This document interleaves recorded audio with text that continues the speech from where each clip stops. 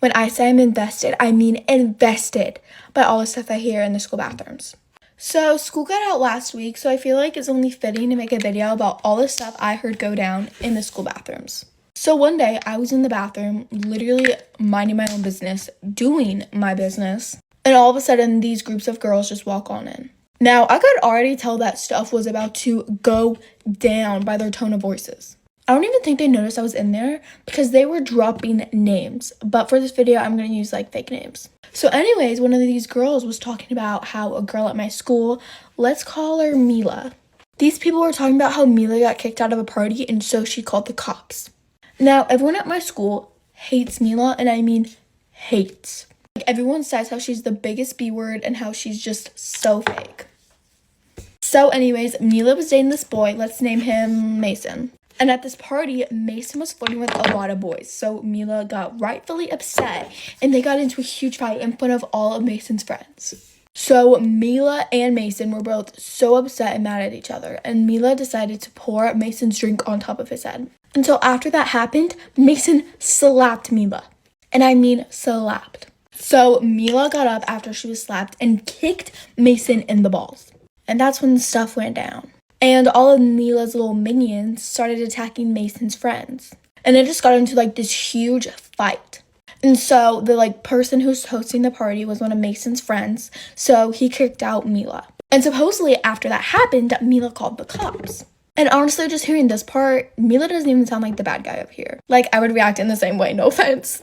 But then it gets worse. So now people videoed this whole interaction and were posting it all over social media.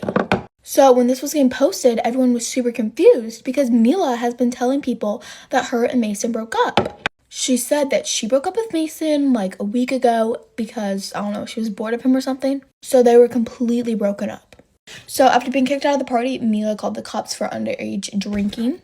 And then she had photos and videos of people at the party, drinking. And so she sent that to people's parents. And some people who were videoed weren't even involved in the drama. Mila just decided to send videos of them drinking to their parents for no reason. Now, this must have been the down spiral of Mila because this just gets worse and worse. Now, one of her friends who was defending her at the party didn't get kicked out. And I guess she was mad that her friends didn't get kicked out as well. So she logged into her friend's Snapchat account. So Mila logged into her friend's Snapchat account. Let's call this girl Ava. And Mila, pretending to be Ava, broke up with Ava's boyfriend. And y'all, this story just gets worse and worse.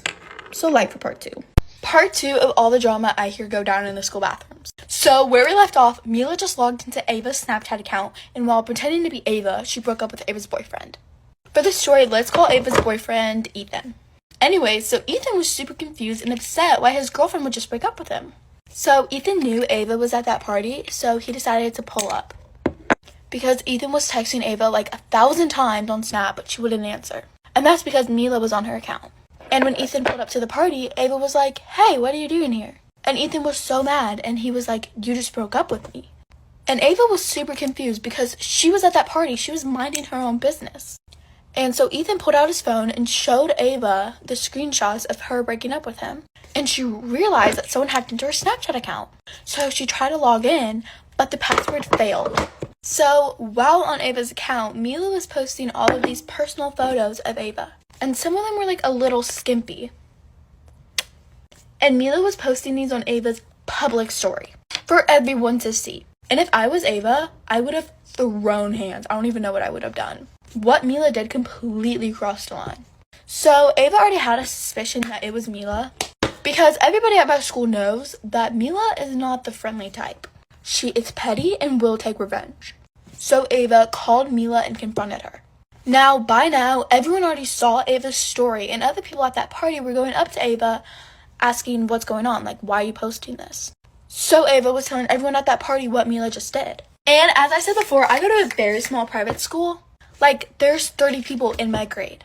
So there's about 50 people at that party. Most of the people went to my school, and everyone knew. There's probably 100 people in my whole high school. So 50 people knowing what Mila did caused a lot of drama. Everyone was rightfully so on Ava's side, so they all came up with a plan to go to the principal.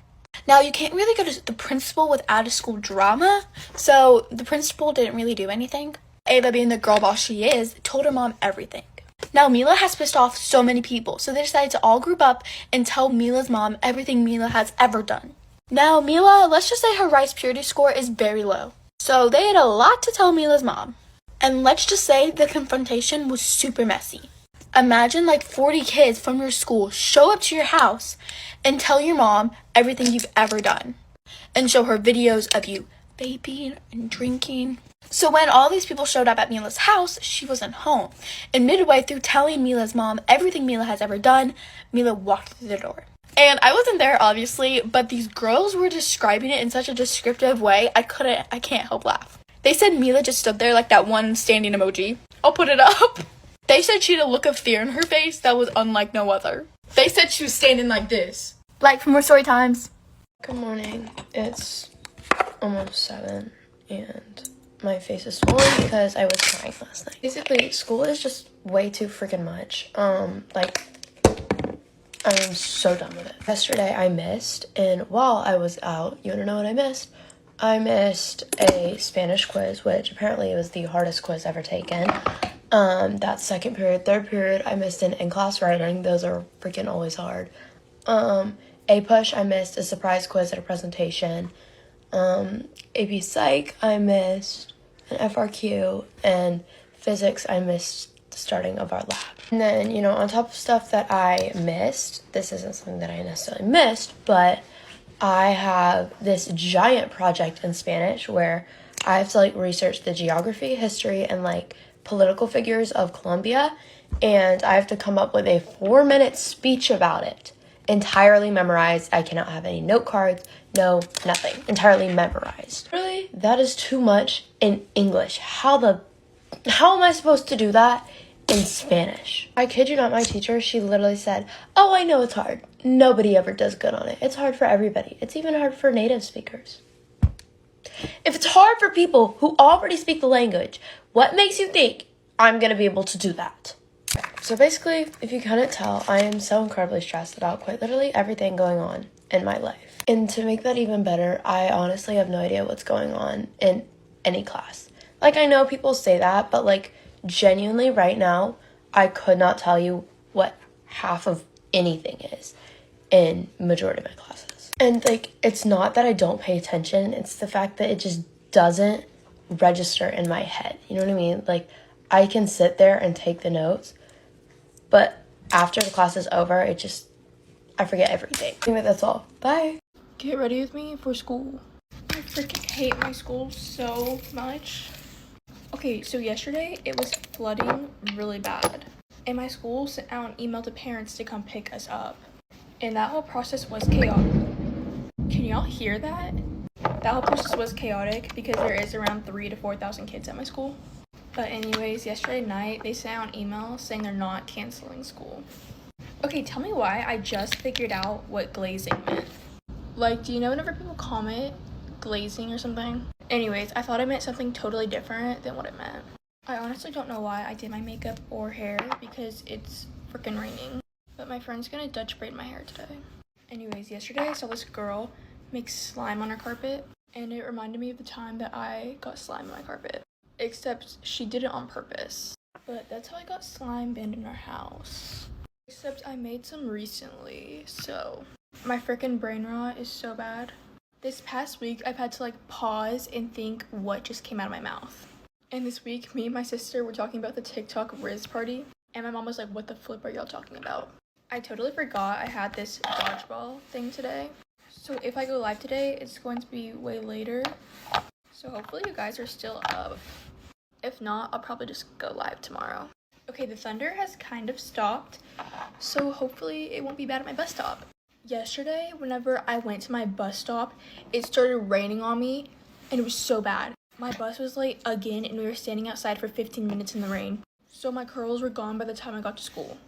And that's so annoying because I woke up at 3:30 just for them to be ruined. Is it me, or do my eyes look smaller than usual? Like, I'm just trying to open them because they look really puffy right now. Okay, my whole outfit is Lulu, Amazon, Everjewels. Bye, guys. Okay, so my mom just texted me that I'm not going to school, which means I woke up at 3:30 for nothing. I'm gonna try not to freak out, but I'm going to. This is part 2 of like all the drama. Quick recap, me and my ex break up, we don't talk, he starts texting me, I don't respond, I'm like not trying to open that door. Him and my mom are talking behind my back, and then all of a sudden I start getting gifts randomly. And at this point it has fully been like 5-6 months. Like I am happy with how things are. Again, I get a basket and I'm like obviously really emotional. I'm like, okay, like whatever, but I come to the conclusion I don't want to do this again. Like I can't relive it. So I just don't respond.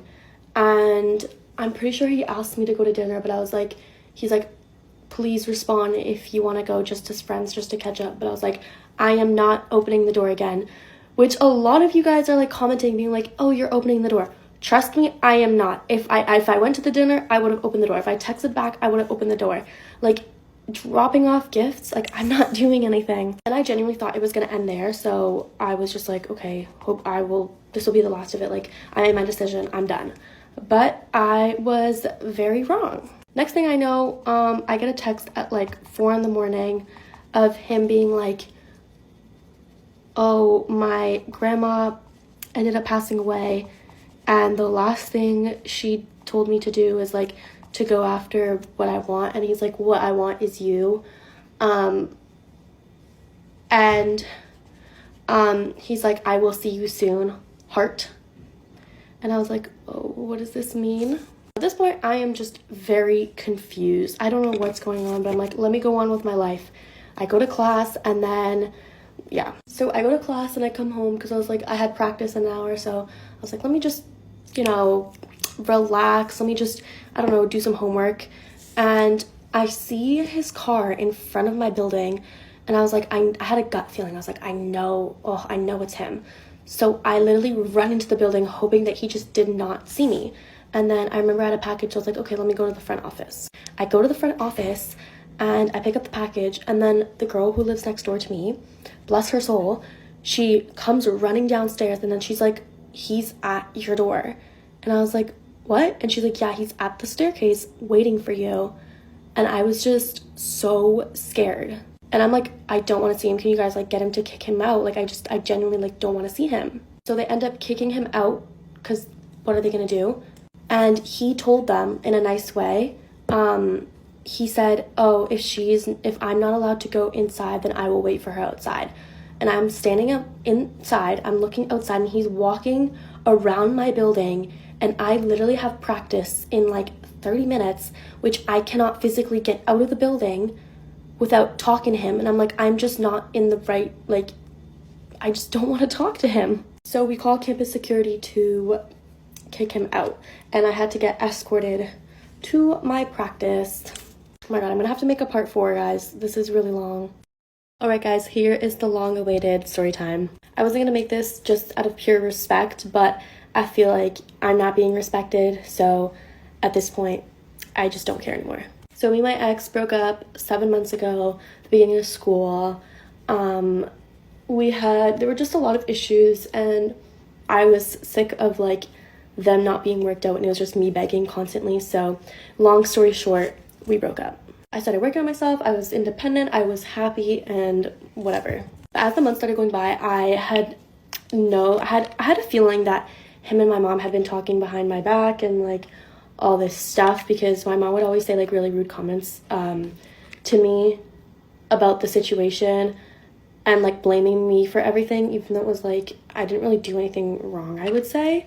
So I don't know, I felt like it was kind of inappropriate that they were like texting behind my back. And my mom would call me like kind of rude things when I'd go home, and all she would do is talk about him, and I'd be like, please stop talking about him, like I'm over him, like I am genuinely happy. And I made a video about that, being like, oh, like they still talk behind my back, which I view honestly very inappropriate. And the next day I woke up with like a huge paragraph from him, which I have not responded. Like I have fully not responded to any of the texts since we have broken up. And I just ignored it and I went on with my life. I'm not trying to cause anything. I'm genuinely just happy with how things are for me right now. And I just don't want my happiness to be like jeopardized or ruined. And a couple months go by and he starts texting me like long paragraphs and whatever, and I'm still not responding. And then my mom starts telling me stuff about his life that I'm like, how do you know that?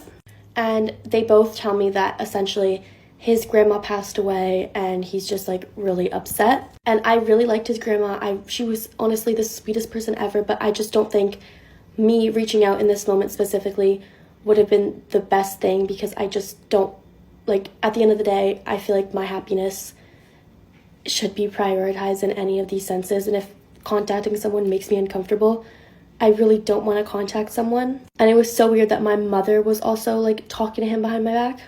And then this is where things start getting a little bit weird. I come home from school or whatnot, and I would start seeing flowers just show up at my door. And I knew that it came from someone. And then he starts texting me more frequently. He starts sending me letters, but he's under the impression that I have him blocked. I just am not responding. So he's sending me all these things and he's sending me letters, and I'm just like, I'm not responding because I don't want to encourage it, obviously. Like, I'm a little bit scared. And then one day I come home and there's this huge basket waiting for me at the front door. And someone was like, oh, he fully like came in and he dropped this off. I was under the impression that he was playing hockey in another country. So I was a little bit confused as to why he was physically in my building. You know what I mean? There ends up being like a bunch of food that I like, gift cards, whatnot. And I appreciated the gift and it really made me emotional. But at the end of the day, I came to the same conclusion. I don't want to relive what I relived throughout the relationship. I know how guys are. I know no one's going to change. I know I'm just getting all this treatment now, and I know it's not going to come, like, it's not going to stay consistent, so I don't respond. I don't want to go through this again. I'm going to make a part 2. Alright guys, here's part 3, and hopefully I could fit it all here. So yeah, he basically shows up at my building unannounced, and I'm scared. I don't want to talk to him, so we kick him out and then call campus security to kick him off campus, and I get escorted to practice. At this point, I'm furious because I knew my mom had been, like, low-key encouraging him, which is why I'm not, like, mad at him. I'm just, like, disappointed because I know that my mom had been, like, fueling it, and she's, like, telling him, like, oh, don't give up, like, true love, like, always works, like, whatever. But it's, like, she's not respecting me, he's not respecting me, so I'm just genuinely disappointed from both parties, in all honesty. And I have talked to her about it thousands of times. Like, we've gotten into several, like, verbal arguments. You know, being like, oh, I didn't mean to scare you, like, whatever, like, I don't even know. Yeah, but I thought that was gonna be, like, the last of it, until Valentine's Day comes along, and I wake up with $500 e-transfer. I have 100 roses delivered to my door with, like, a basket filled with snacks, and then he DoorDashes a steak dinner to my house. And I was just, like, very overwhelmed. And obviously my mom knew about it. And I go on live one day, I know some of you know this, and I just get a bunch of, like, gifts. Turns out that was him. He had been watching my lives. And then more happens when I go home for reading week. But I think I'm just gonna end it here because I feel like 3 videos is a lot. And I'll just talk about what happens at reading week and, like, all the gift things that you guys saw in that one video later. Me at the lake while I tell you guys a story time on how I broke up a year-long relationship. So to start off, I was at Seaside, and the girls that get it, because when you are at Seaside, you meet the finest guys known to man. And now, I was at Seaside with my cousin, and we went to this little ice cream shop. And while we were there, we met this group of guys that were the finest guys ever. This guy literally looked like JJ from Outer Banks mixed with Jeremiah from The Summer I Turned Pretty. So him and I started talking, and then he eventually asked for my snap. And so after that, we started snapping back and forth, and we made plans to hang out. And since we were both in Seaside for a week, we decided to hang out for the whole week and get, like, as much as time together as possible. And one day while we were hanging out, we kissed. And now keep in mind, before this, I asked him if he had a girlfriend, and he said no. Also, my friend had a thing for one of Josh's friends, so we kind of had, like, a double date thing going on. So on the drive home from Seaside, after Josh and I kissed, I decided to add him on Instagram. And so I searched up his name, and being the little stalker I am, I looked in his tagged photos. And that was my biggest mistake, because he was tagged in this photo that said, "Happy 9 months, I love you so much, baby." I know, I thought that this was maybe like an old relationship because it was posted 3 months ago. But no, because when I went to the girl's profile, she posted on her story a photo of her and Josh cuddling at the movie theaters. Josh went from kissing me to cuddling her all within 24 hours. And I was literally in awe because the audacity of this man. And so after this happened, I immediately DM'd the girl. This is what I said. I said the iconic, "Hey girl, I know this is random, but I saw on your Instagram how you're dating his name. I'm at Seaside and him and I have been snapping and hanging out and he didn't tell me he had a girlfriend. I'm so sorry. I wouldn't have even looked this way if I knew he had a girlfriend. I hope you guys can work this out and I'm so sorry again." And she responded, "Oh my freaking gosh, I knew it. Thank you so much for telling me. He's such a jerk." And after this happened, we DM'd some more. I told her that we kissed and everything else that happened. After that, her and I talked some more about how Josh and I kissed and what she was going to do. But I'm not going to share screenshots about that because it is very personal. But in the end, her and I came up with a little plan to catch Josh. So I commented in one of her recent posts saying, "Gorgeous," with like the cat heart eyes. And she responded, "No, all you. Josh must have the same taste." And I just knew Josh was shitting his pants. And all of a sudden, Josh started typing and then he stopped and then he unadded me. And so his girlfriend, we're going to call her Rebecca. Rebecca was telling me about how Josh was like begging to get her back and how nothing happened and how it was all a mistake and that I was lying. So then on Instagram, she made a little group chat with all of us. So then I was added to the group chat and I sent all of the photos Josh and I have taken together. And sorry if I have a list saying his name. I cannot say my S's that well.